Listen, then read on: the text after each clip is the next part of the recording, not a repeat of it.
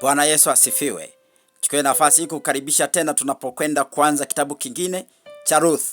Nikualike tupate kuomba. Mungu wetu mtakatifu, tunakushukuru sana. Asante mimi na rafiki yangu huyu umetupatia nafasi tena tujadili kitabu hiki. Katufundishe tukuone wewe ndani ya maandiko matakatifu, katika jina la Yesu Kristo. Amina. Kwa Kiswahili sanifu tunaita Ruth yenye yu. Alafu kwa Kiingereza wanaita Ruthi. Na wengine pia nimeenda mahali fulani wanaita Ruti. Yote ni sawa. Hili ni kitabu ambacho kinahusu hadithi ya upendo, uaminifu na ukombozi wa kifamilia.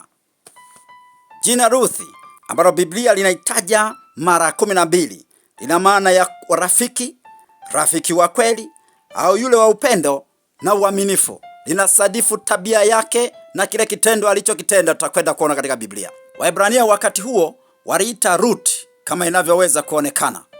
Nani mwandishi wa kitabu hiki? Kitabu cha Ruth hakijataja moja kwa moja nani alikuwa mwandishi, lakini mapokeo ya Kiyahudi na baadhi ya wataalamu wa Biblia wanaamini kuwa Nabii Samueli ndiye aliandika kitabu hiki. Kwa nini Nabii Samueli zaidi kuliko mtu awaye yote? Hii ni kwa sababu kuu mbili. Sababu ya kwanza, kiliandikwa katika kipindi cha waamuzi kabla ya kuanzishwa kwa utawala wa kifalme wa Israeli. 2, kinaelekea kuelezea ukoo wa Daudi, mfalme wa kwanza aliyechaguliwa na Mungu kupitia Samueli. Lini kiliandikwa hiki kitabu? Kila mwanazuoni anajaribu kueleza, lakini wengi wanaelekea kwamba karibu mwaka wa 1110 mpaka mwaka 970 kabla ya Yesu kuzaliwa.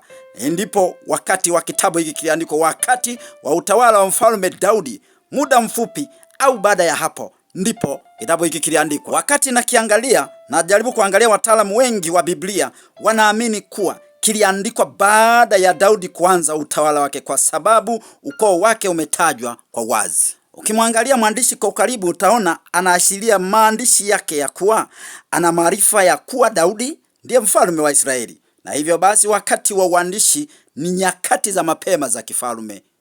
Sura ya kwanza inahusu mwanzo wa hadithi ya Ruthi na Naomi. Mstari wa kwanza na wa pili, Biblia inatuambia njaa kali ilipotokea katika Israeli, Elimeleki mume wa Naomi alihama yeye na familia yake kutoka Bethlehemu ya Yuda kwenda Moabu. Huu ni umbali wa takribani kilomita 70 mpaka 80 hivi. Elimeleki ni muunganiko wa maneno mawili, Eli na Meleki. Maana ya Eli ni Mungu na Meleki ni mfalme. Kwa hiyo Elimeleki maana yake Mungu wangu ni mfalme au Yawe ni mfalme. Jina la mke wake Naomi ambalo limetajwa mara 21 katika Biblia lina maana ya mwenye kupendeza, mtulivu au mwenye neema. Biblia inatuambia Elimeleki pamoja na mke wake Naomi walizaa watoto wawili, wa kwanza Maloni na wa pili Kilioni. Maloni au Makloni kwa Kiebrania ina maana ya mtu dhaifu, mgonjwa au aliyedhaifu kiafya. Jina la mtoto wao wa pili aliitwa Kilioni, kama tulivyosema, maana yake ni uharibifu au kuangamia au maangamizi. Biblia inasema kwamba vijana hao walioa wanawake wawili wa Kimoabu. Wa kwanza anaitwa Orpa, na wa pili ndio huyu Ruth aliyebeba kitabu hiki cha Ruth. Orpa sijamfafanua maana yake ni shingo au anayegeuka nyuma. Kwa wale ambao tunatembea pamoja katika usomaji wa Biblia kwa mpango, wanaona sasa tuko katika mstari wa 3 mpaka wa 5.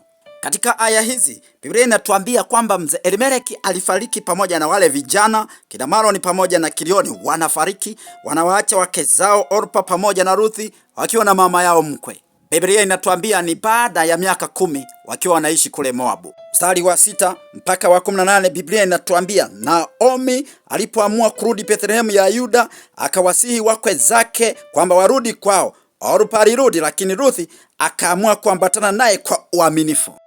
Mwisho kabisa mstari wa 19 mpaka wa 22, Biblia inatuambia baada ya kuwa amefika Israeli, aliwasihi watu wamuite Mara badala ya kumuita Naomi. Mara ni neno la Kiebrania lenye maana ya uchungu au huzuni. Nikualike tena kesho tunapoendelea na usomaji wa Biblia kwa mpango na ufafanuzi wake, majina na sehemu zake, na Bwana awe pamoja nawe.